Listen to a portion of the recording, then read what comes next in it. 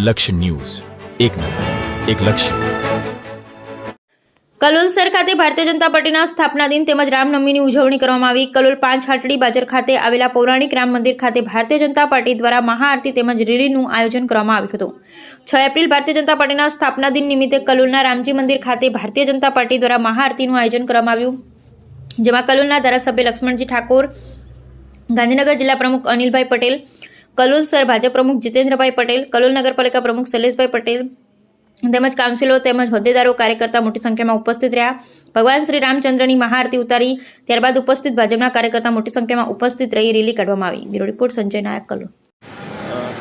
વિશ્વની સૌથી મોટી ભારતીય જનતા પાર્ટીનો આજે 46મો સ્થાપના દિવસ છે. આમ જોવા જઈએ તો ઉંમરની અંદર બહુ નાની છે, પણ કાર્યકર્તાઓની દ્રષ્ટિએ વિશ્વની આંતરરાષ્ટ્રીય ક્ષેત્રે સૌથી મોટી પાર્ટી છે. આ પાર્ટીના જે સંનિષ્ઠ કાર્યકર્તાઓ છે, જે દેવ દુર્લભ કાર્યકર્તાઓ છે, જેમનું માત્ર એક જ ઉદ્દેશ્ય છે, ભારત માતા કી જય.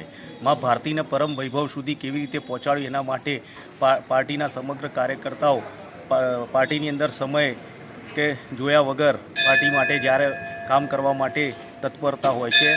અને ભારતીય જનતા પાર્ટીની જ્યારે સ્થાપના થઈ હતી ત્યારે ભારતીય જનતા પાર્ટીએ પોતાના મેનિફેસ્ટોની અંદર જે કંઈ પણ વાતો કહી હતી એને આજે સાર્થક કરી બતાવ્યું છે. ગુજરાતના 2 પનોતા પુત્ર આપણા યશસ્વી વડાપ્રધાન નરેન્દ્રભાઈ મોદી અને ગુજરાતના જે આપણા ગાંધીનગરના લોકપ્રિય સાંસદ એવા કેન્દ્રીય ગૃહ તેમજ સહકારિતા મંત્રી શ્રી અમિતભાઈ શાહે આર્ટિકલ 370 હોય, CAA હોય, અયોધ્યાનો રામ મંદિરનો મુદ્દો હોય કે પછી વકફ બોર્ડ સંશોધન હોય કે કન્વર્ઝન એમેન્ડેડ હોય, જે કંઈ પણ ભારતીય જનતા પાર્ટી આજ દિન સુધી પ્રજાને વાયદા કર્યા હતા એ વાયદામાં પરિપૂર્ણ કરી અને પોતાના કામની અંદર સાર્થકતા પૂર્વક કરી છે. ભારત માતા કી જય.